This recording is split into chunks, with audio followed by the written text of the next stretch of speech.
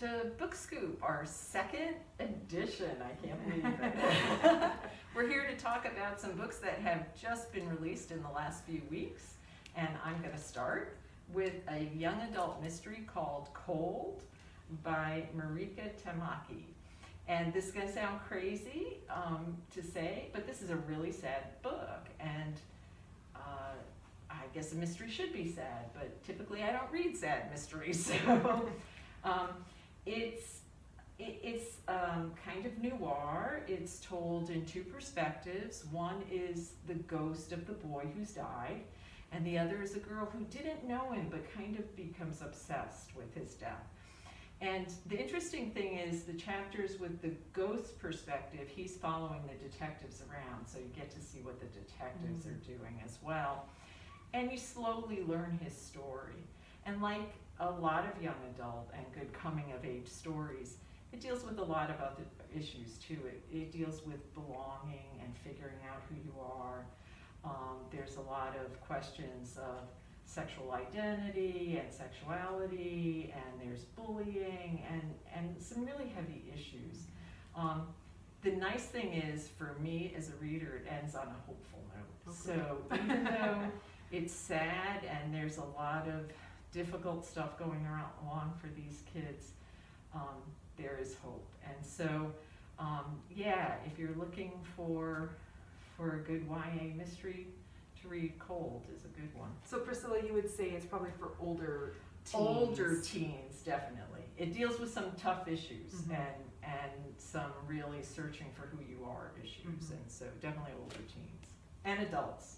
I think adults can always read YA exactly. Or children's books or picture books. Right, definitely. Okay, I read Yinka, Where Is Your Husband?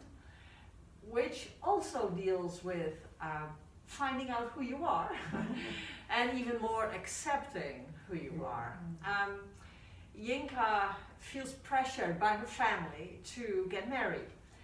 And she's very successful in her work, so she decides to give it a work take.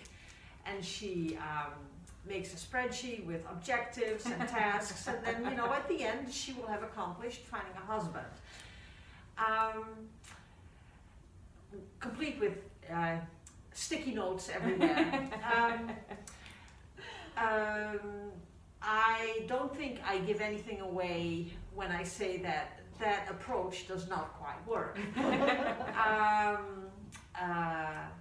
But this book is not just about, finding a romantic love. It's also about, the love between siblings and the love between a parent and their child, the love between friends. And then to come back to the beginning, also about the love for oneself and being okay with who you are and what you are as the basis in your life. It's not a very difficult read. It's a light book. So I don't think anybody will get depressed about this. So if you need to get away from all the difficulties from daily life, give this a try and see if you can focus on a little bit lighter stuff. And I think it's a common theme, whether it's young adults or adults, this need to figure out who you are and accept yourself. I think we work on that continually, so that's right. That's right. I'm Sarah. I read two books, but one's a picture book, so I'll start with the adult fiction first. This is The Swimmers by Julie Otsuka. This is not a lighthearted book. This is a little more sad. Parts of it are absolutely hysterical, though. We start in the beginning, and it's this group of people who go to the pool to swim, and it's down under several floors, and they don't really talk to each other about specific details. They know each other by, that's the person with the red swim cap, and that's the person who, comes 5 minutes late, and that's the person who does this, and I could still relate to that by You know, I take my kids to different things and I go, oh, well, I know that's that person's parent, but I don't know their name. Or I see people walking and I go, oh yeah, I always see those two walking together, but I don't know who they are. So it's very relatable. One of the people though was Alice, and Alice has dementia. And in the second section of the book, we hear from Alice. It's in the second perspective, so it's all about you. So you're kind of like part of the book. But Alice is, they've had to close the pool. Alice ends up having to go into a home, and it's all her perspective of how that experience is for her. And you know, you hear so many stories about nursing homes and how people experience nursing homes, and some are good and some are not.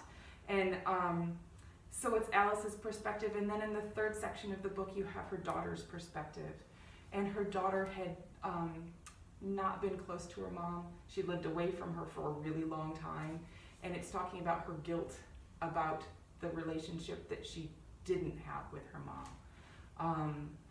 It was very good.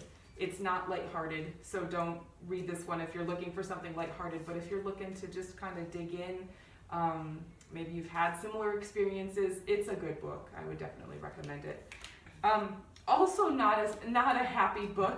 It ends happy, but this is called Rodney Was a Tortoise, and it's by Nan Forler.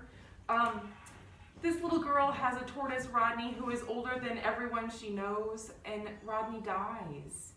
And no one at school understands the grief that she's having. You know, they go on about their day and for weeks at a time, and she is just so heartbroken and doesn't understand why no one remembers Rodney. And she is sitting on a rock by herself at recess, and another little boy comes up to her and says, oh, I bet you miss Rodney a whole lot. And he said, I used to have a budgie. And so the two of them connect because of the grief of their lost pets. So a very good book if you've had that experience in your home, and trying to help your children work through the loss of a pet, or anyone for that matter. Rodney Was a Tortoise is very good. Oh, that is so sad. I know, I hope yours is not sad, Laura. Yeah. Not sad necessarily, kind of more of a mystery, thriller, suspense, but not necessarily sad. So my book is Greenwich Park by Catherine Faulkner. She's an author based in London, which is also where the book is set. And this one is really a page turner. It's good if you like thrillers and mysteries, even though it is technically a fiction book. It centers around Helen, who is an expecting mother, and she signed up for a prenatal class, and when her sister-in-law bails on her and doesn't show up at the class like she was supposed to, she ends up meeting a friend in class, and this woman is very strange. She's very, basically, the opposite of Helen. She drinks and smokes while pregnant. She doesn't care what anyone thinks. She has loads of cash, like sitting around all the time, and Helen doesn't know why. And she's drawn to her still for some reason, and they become close a little too quickly, you could say. This girl kind of barges her way into her life, and she has a very mysterious past. As we'll come to find out, it might not have been so coincidental that she met this girl in the class, and it kind of opens up a whole can of worms, as we will discover what that is as you go along through the book. But I loved it. It was really a page turner, like I said, and it's from all female perspectives. So all the female characters in the book narrate their own perspective, so it goes like back and forth between all the female characters, which I thought was really cool, with the exception of Greenwich Park itself, which kind of has its own little narration. Interesting. Yeah, so it's kind of like the park narrates itself too, but you don't know which characters it's talking about in the park.